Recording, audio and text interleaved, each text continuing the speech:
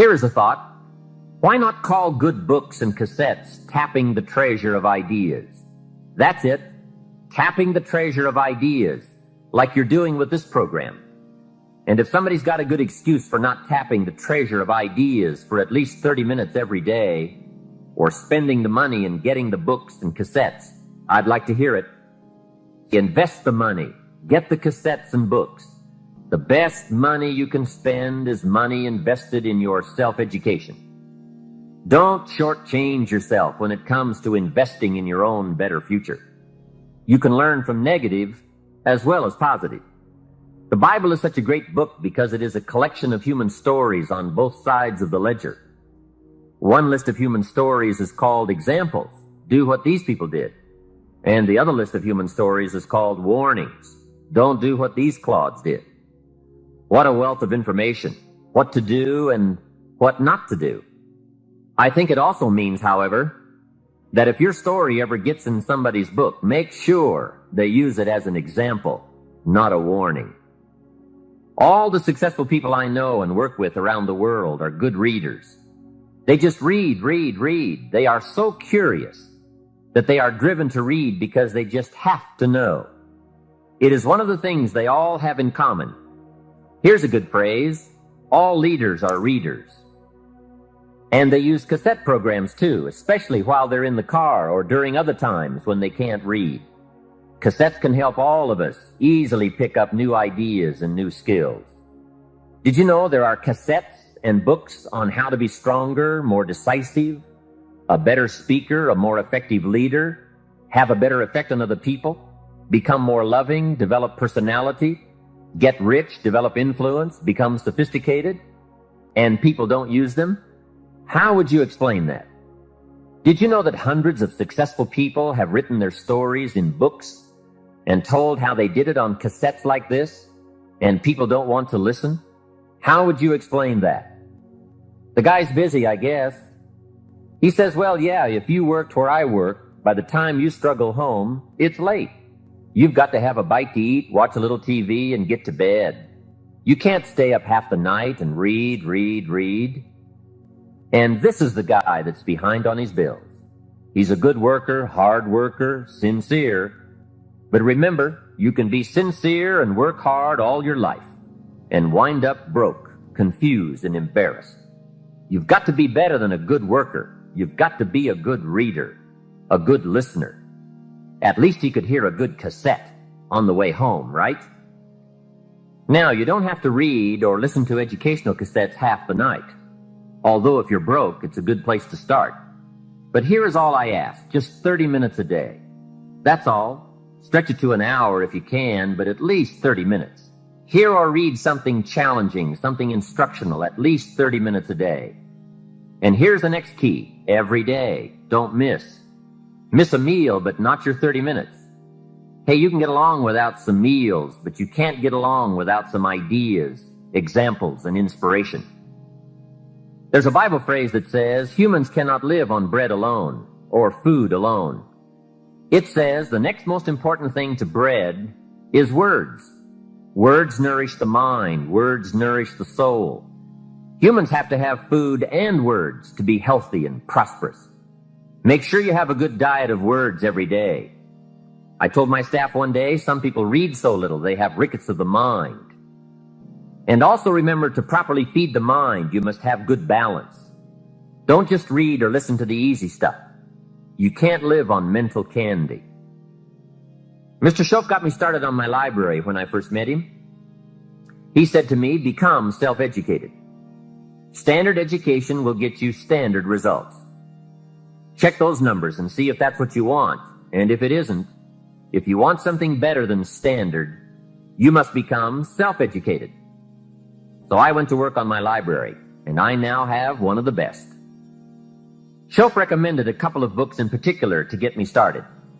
Now, I had a Bible, that's 66 books, so that was a pretty good start, and my parents saw to it that I had a good study of the Bible. But the first book Mr. Shoaff told me to get was the book Think and Grow Rich by Napoleon Hill. If you don't already have it, it's a great one to add to your library. Earl Nightingale has put it on cassette. The title should intrigue you. Think and Grow Rich. I read it several dozen times. Schultz said repetition is the mother of skill. And if you could have seen my bank account at the time, you would have known I needed lots of that kind of repetition. Some of the ideas in that book made major changes in my life. As I look back now, the book was worth thousands, and I bought it for pennies. I learned a very valuable lesson. There can be a great deal of difference between cost and value. Before I met Mr. Schoaf, I used to ask, how much does it cost? After I met him, however, I soon learned to ask, how much is it worth? I started basing my life on worth instead of cost, and everything changed. The next book he recommended I get was a book on nutrition. Schoaf said, study nutrition. Vitality plays an important part in doing well. Some people don't do well because they don't feel well. It's not that they're not intelligent. It's that they're ill. They don't have the fire and the vitality to do well. So he really got on me about nutrition. Now, some of those health books are a bit weird, but you can separate out the weird stuff. There are cassettes on nutrition too. Remember, don't be a follower. Be a student. Someone says, I read this book. Should I follow? And the answer is no. Read at least 2 books and make up your own mind. Don't be a follower. Be a student. So take care of yourself. There's a Bible phrase that says, many times the spirit is willing, but the body's weak. So you have to work on both. You wake up in the morning and the mind says, let's go get 'em. And the body says, I can't even get out of bed. So work on your health. A person's library of books and cassettes reveals his or her most dominant desires. It's interesting to walk into someone's house and browse through the library. What does your library say about you? So read all the books. Now here's good news. You don't have to read them all at once. Try this. 2 books a week. In 10 years is 1,000 books. If you read 1,000 books in the next 10 years, do you think they would greatly influence all the dimensions of your life? The answer is, of course. Well, here's what's exciting. It's only 2 books a week. However, I would suggest if you haven't read 2 books a week for the last 10 years, you are about 1,000 books behind. Can you imagine the incredible disadvantage it will be 10 years from now to stride into the marketplace 1,000 books behind? For some confrontations, you won't be a match. And for some opportunities, your knowledge will be too lacking. For some values, your philosophy will be too shallow. Missing skills, missing knowledge, missing insights, missing values, missing lifestyle. It could happen if you don't read the books. Remember, the book you don't read won't help. Any life direction, any dimension. Here's 3 ways to find out how to change anything. Number 1 is to read. Become a good reader. All of the successful people I know and work with around the world, they're all good readers. Curiosity drives them to read. They gotta know. They just read. Become a good reader. Now that's my opinion. Listen to the other lecturers and listen to me and make up your own mind. Don't be a follower. Be a student. Okay? I say, really, for life change, you gotta read. One way to learn is from your own experiences. But another way to learn is from other people's experiences. See, one book might save you 5 years if you read it. Did you know there's books on how to be stronger, more decisive? Be a speaker, be a leader, have a better effect on other people, develop your personality. Did you know there's books on that? And people don't read them?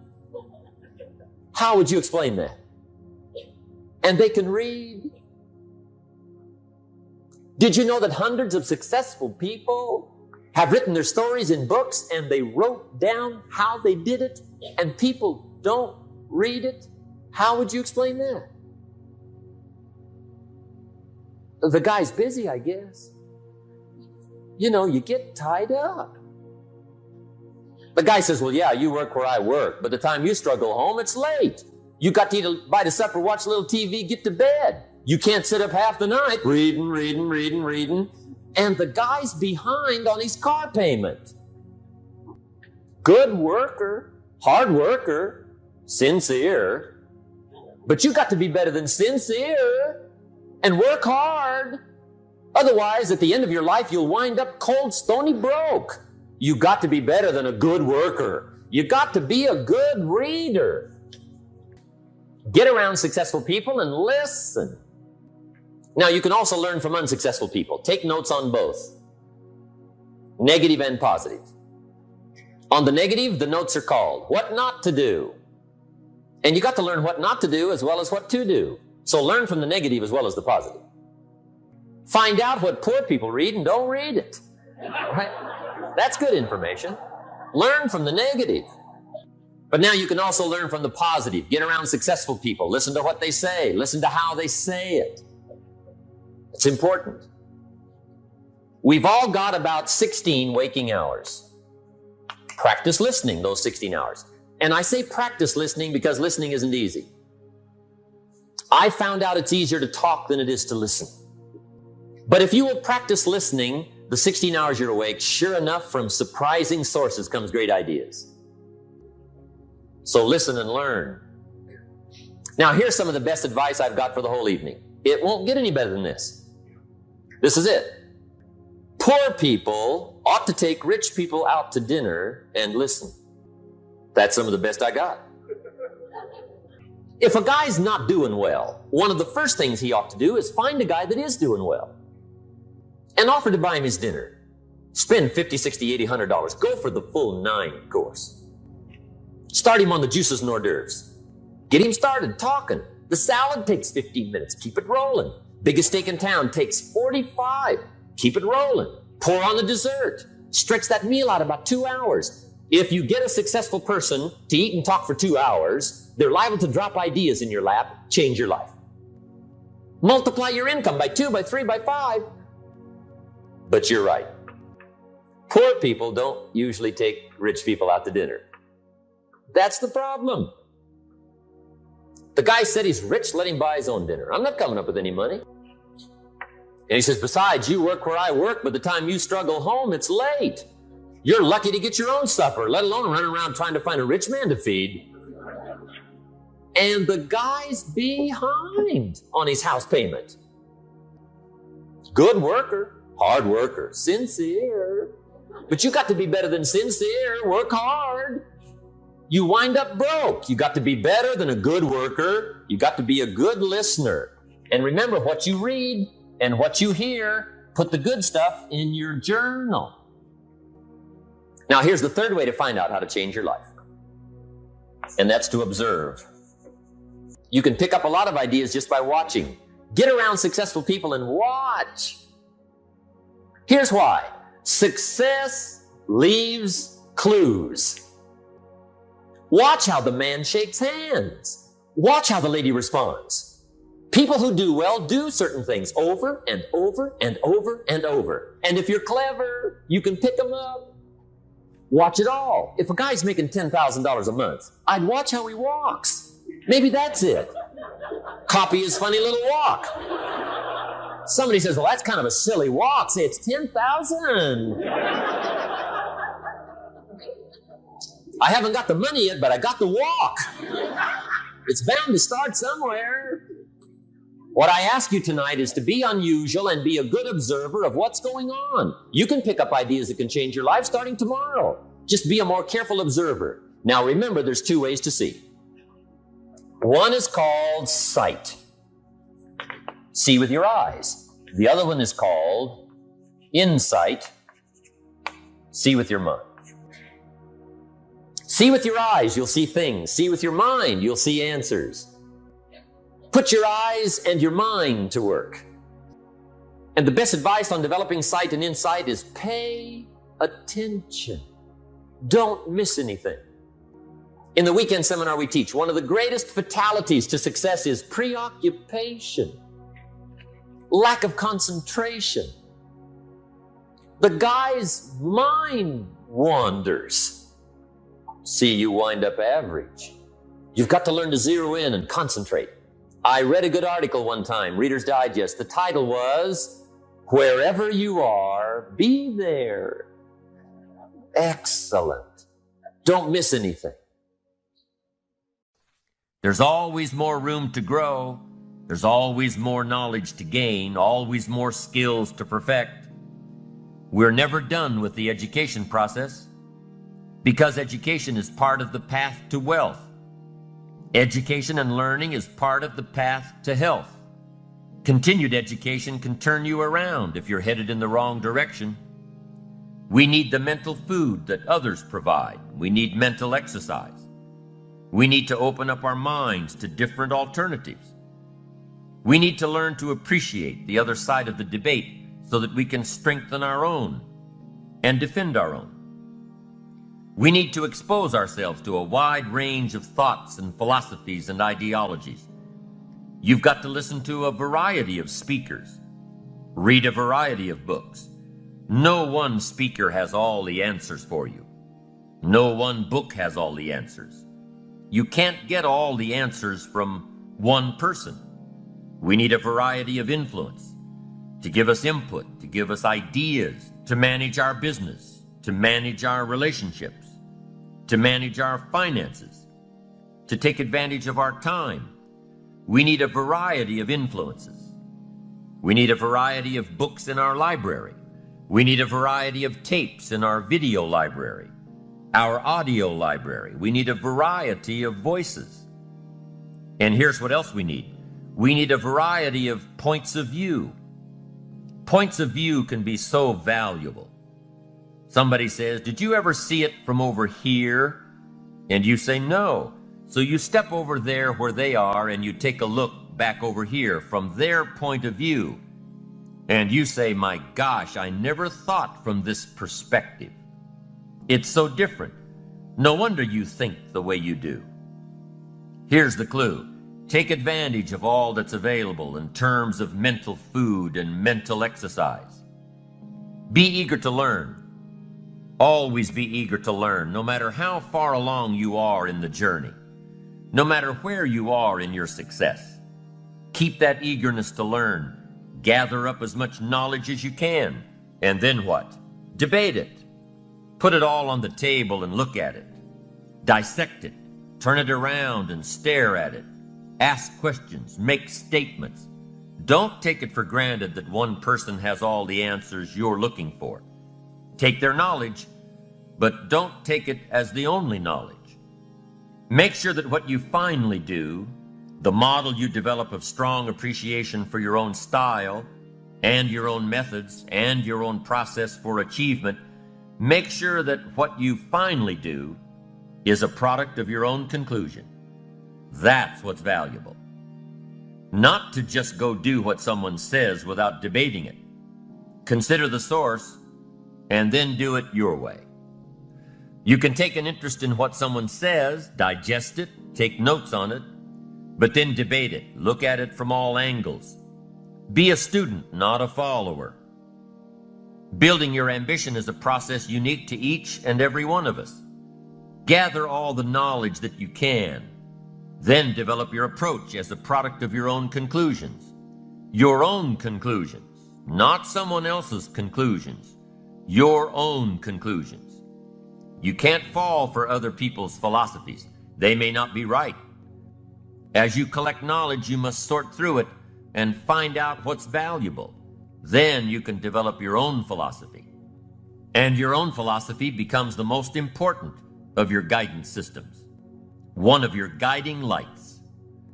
So develop your own plan, lest you get into trouble with someone else's. And debate the plans of others, the philosophies of others, the achievement styles of others, the way others appreciate themselves. Debate all this. Why? Because it affects everything. The value you place on your plan, the value you place on yourself, the value you place on life in general affects everything around you. It even affects how you respect time, the 24 hours a day given to each of us to do with as we please. There's a connection between appreciating yourself and appreciating and respecting time. People who appreciate themselves understand and respect the use of time. A few simple disciplines practiced every day, and your whole life can change. Your future can change. Your income can change.